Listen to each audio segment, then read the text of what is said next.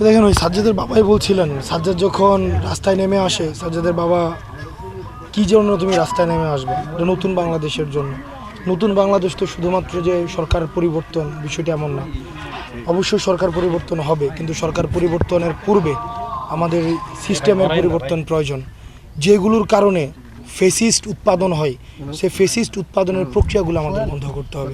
সেজন্য আমাদের প্রশাসনের সংস্কার প্রয়োজন, আমাদের সংবিধানের পরিবর্তন প্রয়োজন। এবং এই সংবিধান নামে যেটি আমাদের বাংলাদেশে রয়েছে, এটি সংবিধান না, সেটা হচ্ছে আওয়ামী বিধান। আর এখন মানুষ খুবই সচেতন। এখন যদি আমরা শুধু বলি যে মানুষ সচেতন বলেই জীবনের মায়া ত্যাগ করে 5ই আগস্টের পূর্বে মানুষ হচ্ছে রাস্তায় নেমে এসছে। এবং যারা রাস্তায় নেমে আসছে, আপনারা দেখবেন বিশ্ববিদ্যালয়ে শিক্ষার্থীরা রাস্তায় নেমে এসছে, আমাদের হচ্ছে স্কুল পড়ুয়া শিক্ষার্থীরা রাস্তায় নেমে এসছে, কামার কুমুর মাদ্রাসার পড়ুয়া শিক্ষার্থীরা, প্রাইভেট বিশ্ববিদ্যালয়ের শিক্ষার্থীরা। দেখেন প্রাইভেট বিশ্ববিদ্যালয়ের শিক্ষার্থীদের তো চাকরির কোনো তাদের তো সরকারি চাকরি করতে হবে এমন কোনো বাধ্যবাধকতা নেই, কিন্তু তারা কেন রাস্তায় নেমে এসছে? তারা এমন একটা বাংলাদেশ চায় যে বাংলাদেশটা আর কোনো ফেসিস্ট উৎপাদনের যত ধরনের পন্থা রয়েছে সেগুলো বন্ধ হয়ে যাবে। আমরা সাজ্জাদের বাবাদের প্রতি আমরা প্রতিজ্ঞাবদ্ধ। আমাদের সাজ্জাদের মৃত্যুর দায়ভার আমাদের উপরে রয়েছে। সেগুলো হচ্ছে আমাদের এই দায়ভার, আমাদের দায়িত্বের মধ্য দিয়ে সেগুলোকে পূরণ করতে হবে। এবং মানুষ সেটি শুধুমাত্র বুঝছেই বিষয়টি এমন না, বরং মানুষ আমাদের কাছে আবদার করছে, আমাদের কাছে দাবি করছে যে এই বিষয়গুলো হতে হবে, বিচার হতে হবে, সংস্কার হতে হবে। এবং সংস্কার এবং বিচারের মধ্য দিয়ে এটি গণতান্ত্রিক রূপান্তরের প্রয়োজন রয়েছে। আমরা দাঁড়িয়ে আছি সৈয়দপুরের কবরস্থানে, যেখানে শহীদ সাজ্জাদ শুয়ে আছে। এই পবিত্র ভূমি সৈয়দপুরের মাটি। আমাদের পাশে আছে শহীদ সাজ্জাদের পিতা। তার পিতার কথা শুনলেন, আমাদের সহযোদ্ধা হাসনাত আব্দুল্লাহর কথা শুনলেন, যে শহীদ সাজ্জাদ এই সৈয়দপুরে বড় হয়েছেন।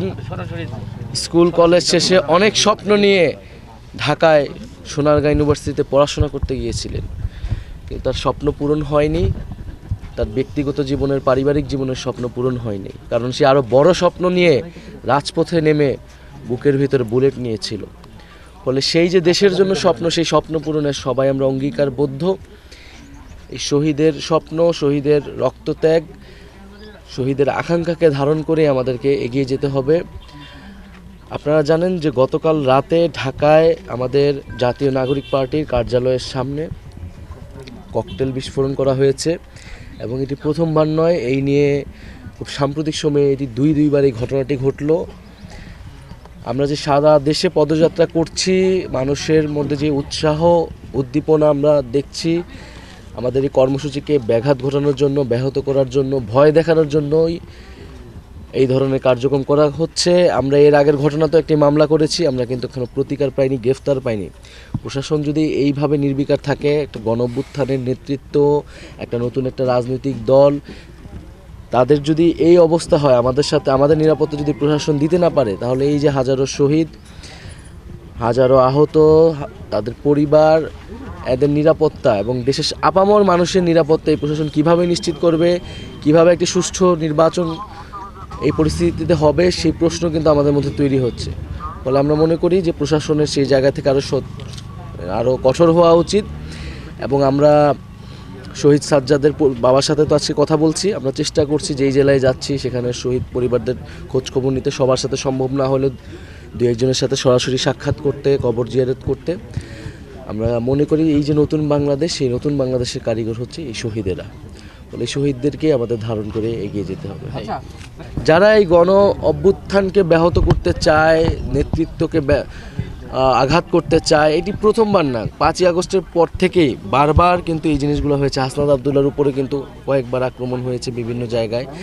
ফলে আমাদের এর আগে সদস্য সচিবের উপর আক্রমণ হয়েছে। ফলে এখনও তো আওয়ামী লীগ সন্ত্রাসীরা বিভিন্ন জায়গায় আসলে পালিয়ে বেড়াচ্ছে, তারা আসলে তাদেরকে গ্রেফতার করা সম্ভব হয় না। অনলাইনে তাদের আস্ফালন আপনারা দেখতে পারবেন। তো সরকারের জায়গা থেকে আরও কঠোর ব্যবস্থা নেওয়া উচিত, এবং এই পদযাত্রাকে এইভাবে আসলে ব্যাহত করা সম্ভব হয়নি। গত 24 জুলাই আগস্ট আমাদেরকে থামানো যায় নাই, রুখা সম্ভব হয় নাই, গুলি করেও সম্ভব হয় নাই, এইবারও সম্ভব হবে না। ফলে আমরা এগিয়ে যাব ইনশাল্লাহ। বাংলাদেশের প্রতিটি পথে প্রান্তরে আমরা শহীদের পিতা মাতার দোয়া নিয়ে আমরা আমাদের কার্যক্রমে এগিয়ে যাব। অবশ্যই ষড়যন্ত্র আছে, পুরনো রাজনীতিকে অনেকেই টিকিয়ে রাখতে চায়। পুরনো বন্দোবস্তের রাজনৈতিক নেতৃত্ব পরিবর্তন হয়েছে, কিন্তু বন্দোবস্তের পরিবর্তন হয়নি। ফলে সেই বন্দোবস্তকে টিকিয়ে থেকে অনেকে তাদের জায়গায় আসতে চায়, তারাই হয়তো সংস্কারকে পিছিয়ে দিতে চায়। কিন্তু আমরা তাদের প্রতি উদ্যত আহ্বান থাকবো, এই শহীদদের পিতামাতার দিকে তাকান, এই ছাত্রদের দিকে তাকান, আহত ভাই বোনের দিকে তাকান। সাধারণ মানুষ আসলে পরিবর্তন চায়। এত বড় গণ অভ্যুত্থান রক্তপাতের মধ্য দিয়েই, পরিবর্তন ছাড়াই যদি আমরা সামনের দিকে এগাই, মানুষ আবারও রাজপথে নামবে, এবং এবার যদি মানুষ রাজপথে নামে তাহলে কিন্তু আর কাউকেই ক্ষমা করা হবে না। আসলে বাস্তবায়নের একটাই আমি দৃশ্য দেখতে পাচ্ছি যে এনসিপি যে দলটা, এই দলটাই মানে শহীদের পাশে দাঁড়াইছে, আহতদের পাশে দাঁড়াইছে, বা তারাই ন্যায় প্রতিষ্ঠানের জন্য শ্রম দিতেছে, কাজ করতেছে। আমি দোয়া করি এই দলটাই যেন আল্লাহ পাক কবুল করে, আমিন। এটাই আমার চাওয়া পাওয়া, আমার ছেলের স্বপ্নের চাওয়া পাওয়া এইটাই ছিল। ফেসিসকে দূর করছে, এখন বর্তমানে ওই ফেসিসে যারা দোষর ছিল তাদের আইনের আওতায় এনে দৃষ্টান্তমূলক শাস্তির দাবি করি আমি। আগে আমরা সনদ চাই, তারপরে উন্নয়ন চাই, তারপরে হলো আপনার নির্বাচন। এইটাই আমার চাওয়া পাওয়া। আগে আমার জুলাইয়ের যে দাবি দেওয়ার, যে সনদপত্র দেওয়ার কথা, এখন পর্যন্ত আমরা কিচ্ছু পাই নাই। শুধু জুলাই স্মৃতি ফাউন্ডেশন থেকে আমি 2 লক্ষ টাকা পেয়েছি, আর 3 লক্ষ টাকা আমার বৌমাকে দেওয়া হয়েছে। মহারানা দাবি করেছিল, তাকে দেওয়া হয়েছে, তার ঋণ পরিশোধ করে দিছি। এরপরে আপনার কৃষি মন্ত্রণালয় থেকে কোন ছাড় আইছিল, আইসা আপনার নীলফামারীতে শহীদ পরিবারদেরকে 2 লক্ষ কোটি টাকা দিছে।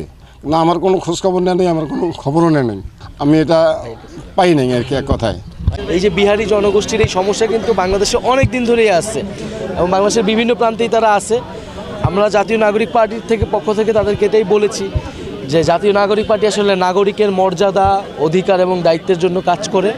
ফলে ভাষা আমাদের উর্দু হোক, বাংলা হোক, চাকমা হোক, আমাদের সবার পরিচয় আমরা নাগরিক, এবং আমরা বাংলাদেশি, বাংলাদেশের নাগরিক। ফলে বাংলাদেশ রাষ্ট্রের যে সুযোগ সুবিধা, এটা সুষম বন্টন করতে হবে, সমতা লাগবে, এবং এর নামই হচ্ছে বৈষম্য বিরোধী আন্দোলন। ফলে সেই আমরা আমাদের ওয়াদা তাদের কাছে ব্যক্ত করছি, তাদের জন্য যে কাজ করব, এবং নতুন দল হিসেবে আমরা তাদের কাছে দোয়া চাইছি যে তাদের আশীর্বাদ যাতে আমাদের সাথে থাকে।